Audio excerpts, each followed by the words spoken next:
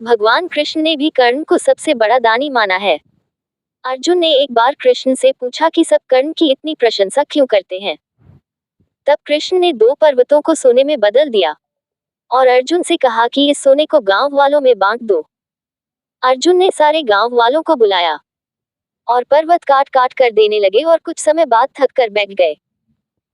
तब कृष्ण ने कर्ण को बुलाया और सोने को बांटने के लिए कहा तो कर्ण ने बिना कुछ सोचे समझे गांव वालों को कह दिया कि ये सारा सोना गांव वालों का है और वे इसे आपस में बांट ले।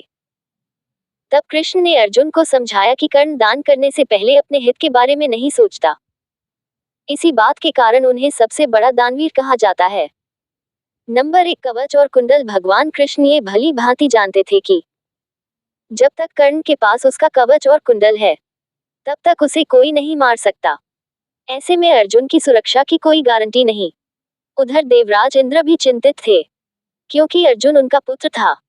भगवान कृष्ण और देवराज इंद्र दोनों जानते थे कि जब तक कर्ण के पास पैदाइशी कवच और कुंडल हैं, वह युद्ध में अजेय रहेगा।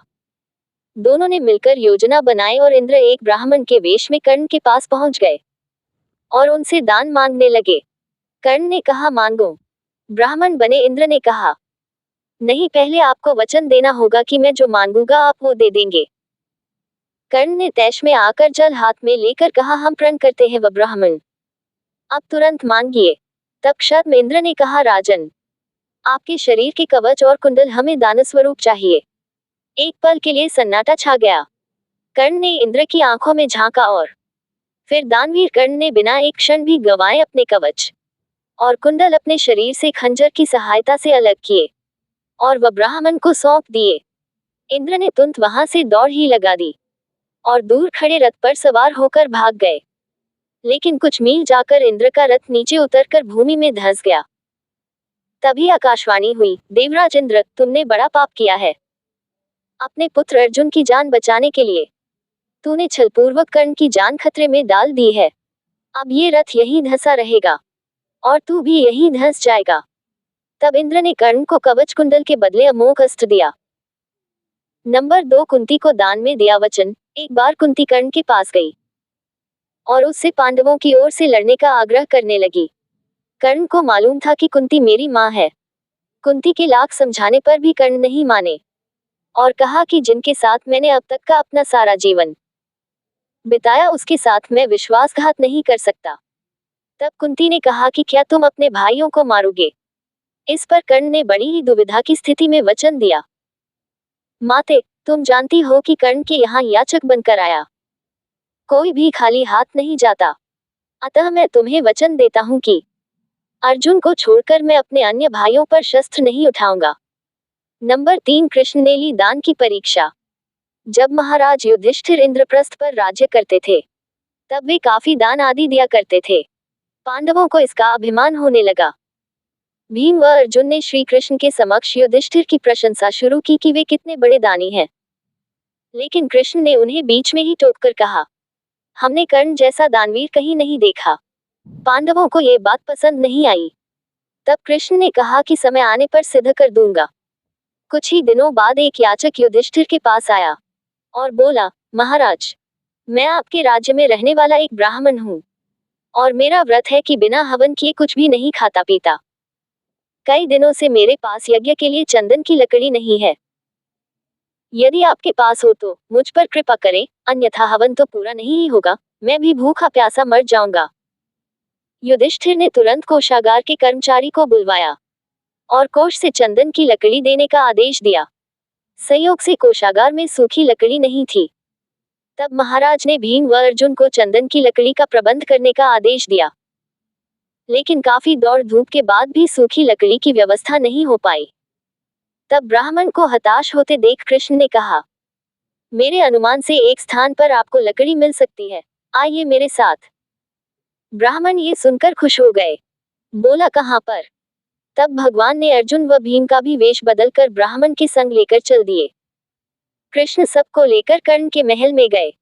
सभी ब्राह्मणों के वेश में थे, अतः कर्ण ने उन्हें पहचाना नहीं। याचक ब्राह्मण ने जाकर लकड़ी की अपनी वही मांग दोहराई। कर्ण ने भी अपने भंडार के मुखिया को बुलवाकर सूखी लकड़ी देने के लिए कहा। वहां भी सूखी लकड़ी नहीं थी। ऐसे में ब्राह्मण निराश हो गया।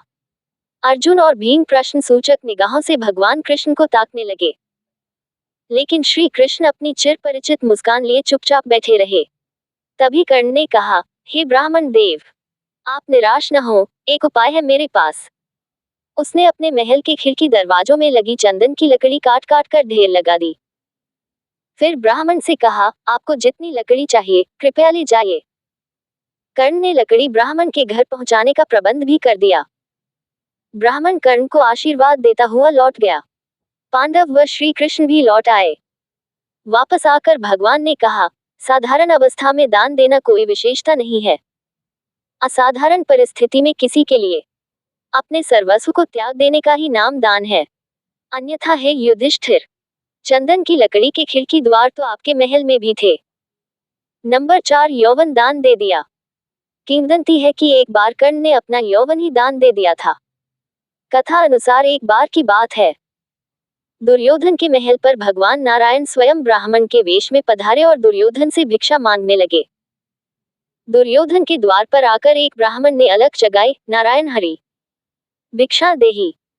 दुर्योधन ने स्वर्ण आदि देकर विप्र का सम्मान करना चाहा तो ब्राह्मण ने कहा, राजन, मुझे ये सब नहीं चाहिए। दुर्योधन ने आश्चर्य से पूछा, तो फिर महाराज कैसे पधारे? ब्राह्मण ने कहा, मैं अपनी वृद्धावस्था से दुखी हूँ। मैं चारों धाम की यात्रा करना चाहता हूँ, जो युवावस्था के स्वस्थ शरीर के बिना संभव नहीं है। इसलिए यदि आप मुझे दान देना चाहते हैं तो यौवन दान दीजिए। दुर्योधन बोला, भगवन, मेरे यौवन पर मेरी सहधर्मिणी का अधिकार है, आज्ञा हो तो उनसे पूछाऊं। ब्राह्मण ने सिर हिला दिया। दुर्योधन अंतःपुर में गया और मुंह लटकाए लौट आया। ब्राह्मण ने दुर्योधन के उत्तर की प्रतीक्षा नहीं की। वह स्वत समझ गए और वहां से चलते बने। उन्होंने सोचा, अब महादानी कर्ण के पास चला जाए। कर्ण के द्वार पहुंचकर ब्राह्मण ने अलख जगाई, भिक्षा देहि। कर्ण तुरंत राजद्वार पर उपस्थित हुए, ब्राह्मण, मैं आपका क्या अभीष्ट करूं? ब्राह्मण ने दुर्योधन से जो निवेदन किया था वही कर्ण से भी कर दिया। कर्ण उस ब्राह्मण को प्रतीक्षा करने की विनय करके पत्नी से परामर्श करने अंदर चले गए, लेकिन पत्नी ने कोई न नुकुर नहीं की। वह बोली, महाराज, दानवीर को दान देने के लिए किसी से पूछने की जरूरत क्यों आ पड़ी? आप उस विप्र को संकोच यौवन दान कर दें। कर्ण ने अविलंब यौवन दान की घोषणा कर दी। तब विप्र के शरीर से स्वयं भगवान विष्णु प्रकट हो गए, जो दोनों की परीक्षा लेने गए थे। नंबर 5, सोने के दांतों का दान। कर्ण दान करने के लिए काफी प्रसिद्ध थे। कहते हैं कि कर्ण जब युद्ध क्षेत्र में आखिरी सांस ले रहे थे तो भगवान कृष्ण ने उसकी दानशीलता की परीक्षा लेनी चाहिए। वे गरीब ब्राह्मण बनकर कर्ण के पास गए और कहा कि तुम्हारे बारे में काफी सुना है और तुमसे मुझे अभी कुछ उपहार चाहिए। कर्ण ने उत्तर में कहा कि आप जो भी चाहे मांग लें।